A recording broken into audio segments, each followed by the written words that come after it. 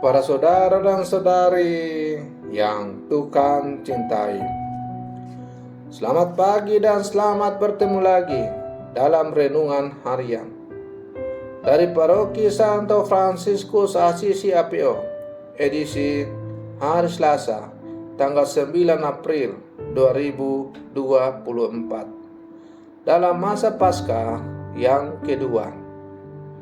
Mengawali hari yang baru ini, kita hendak mendengar dan merenungkan sabda Tuhan. Marilah sebelum kita mendengar dan merenungkan sabda Tuhan, kita berdoa. Dalam nama Bapa dan Putra dan Roh Kudus. Amin. Allah Bapa Maha Penyayang, utuslah Roh Kudus dan jadikanlah kami manusia baru. Ciptakanlah dunia ini menjadi baru, dan perkenankanlah kami sehati sebudi mengakui kemurahan hati-Mu terhadap kami. Bersabdalah ya Tuhan, kami siap mendengarkan. Terpujilah Engkau Bapa, Putra dan Roh Kudus, kini dan sepanjang segala masa. Amin. Para saudara dan saudari yang Tuhan cintai, sabda Tuhan yang hendak kita dengar dan kita renungkan untuk mengawali hari yang baru ini diambil dari Injil Yohanes pasal 3 ayat 7 sampai 15. Tuhan bersamamu. Inilah Injil suci menurut Yohanes. Dalam percakapannya dengan Nikodemus, Yesus berkata, "Janganlah engkau heran karena aku berkata kepadamu, kamu harus dilahirkan kembali. Angin bertiup kemana ia mau, engkau mendengar bunyinya. Tetapi engkau tidak tahu dari mana ia datang dan kemana ia pergi. Demikianlah halnya dengan tiap-tiap orang yang lahir dari roh." Nikodemus menjawab katanya, "Bagaimanakah hal itu mungkin terjadi?" Jawab Yesus, "Engkau adalah pengajar Israel dan engkau tidak mengerti hal-hal itu?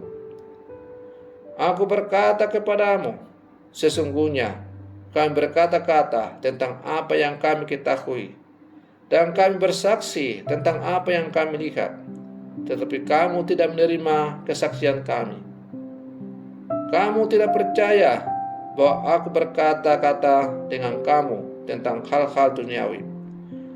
Bagaimana kamu akan percaya kalau aku berkata-kata dengan kamu tentang hal-hal surgawi? Tidak ada seorang pun yang telah naik ke surga selain Dia yang telah turun dari surga, yaitu Anak Manusia. Dan sama seperti Musa meninggikan ular di padang gurun, demikian juga Anak Manusia harus ditinggikan, supaya setiap orang yang percaya kepadanya beroleh hidup yang kekal."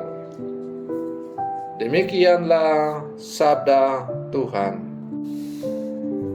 Para saudara dan saudari yang Tuhan cintai, ketika kita dulu masih sekolah, di bangku sekolah, atau mungkin dalam kehidupan, kita sering mendengar istilah kata reinkarnasi. Apakah reinkarnasi ini yang dimaksudkan Yesus dengan dilahirkan kembali? Tentu saja bukan. Yang dimaksudkan Yesus adalah dilahirkan kembali dari roh, sehingga seseorang tidak lagi hidup dalam dan oleh daging, tetapi hidup dalam dan oleh roh. Dengan menghayati misteri Paskah, kita telah bersatu dengan Kristus yang wafat dan juga bersatu dengan Kristus yang bangkit, memiliki hidup baru, hidup dalam roh. Maka dilahirkan kembali berarti meninggalkan cara hidup yang lama yang tidak sesuai dengan kehendak Allah dan kemudian menjalani kehidupan yang semakin sesuai dengan kehendak Allah. Dan itu hanya bisa terjadi apabila kita sungguh-sungguh dibimbing, dituntun, diterangi oleh Roh Allah, atau dilahirkan kembali di dalam Roh Allah.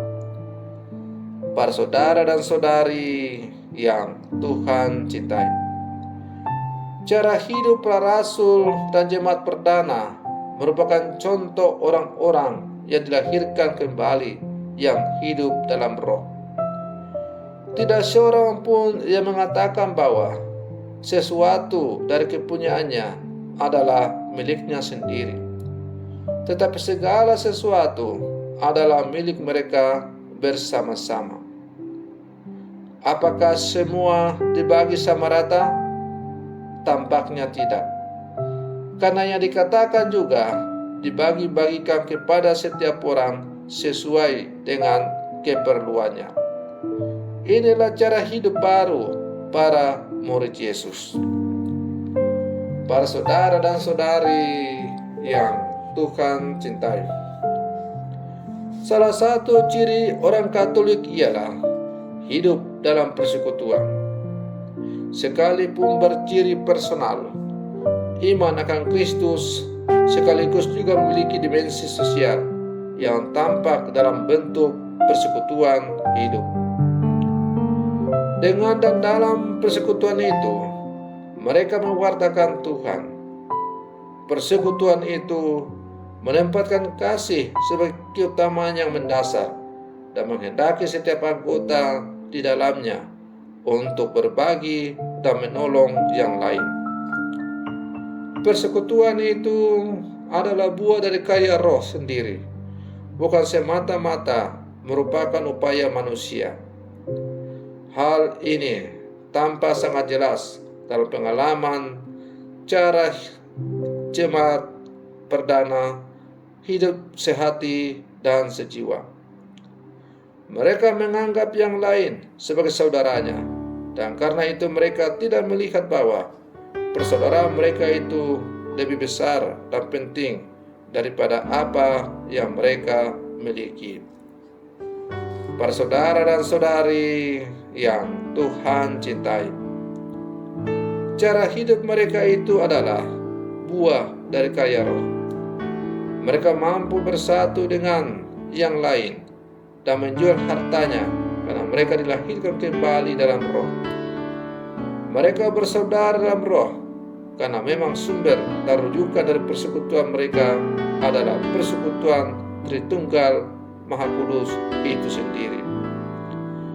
Dengan itu, mereka dimampukan bersikap melampaui kepentingan diri sendiri, mengutamakan persaudaraan daripada harta benda, maka menjual harta benda untuk sesamanya, dan bukannya menjual dan mengeksploitasi sesamanya untuk mendapat kuasa dan harta benda. Para saudara dan saudari yang Tuhan cintai, sebagai murid-murid Yesus yang hidup zaman sekarang, hendaknya semangat jemaat perdana menjadi sebuah cara hidup yang selalu mewarnai persekutuan hidup kita sebagai murid-murid yang hidup di zaman sekarang. Hendaklah kita sehati sepikir, seia sekata, yang dipersatukan dalam semangat persaudaraan, karena dibimbing dan diterangi oleh Roh yang sama, ialah Roh Allah itu sendiri. Para saudara dan saudari yang Tuhan cintai, semoga permenungan saya untuk mengawali hari yang baru ini semoga menghantar kita untuk menjadi manusia-manusia Katolik yang sejati, sehingga kita semakin dimampukan untuk mewujud nyatakan kehidupan kita sebagai murid-murid Yesus yang hidup zaman sekarang. Semoga demikian. Selamat pagi. Tuhan Yesus memberkati kita semua.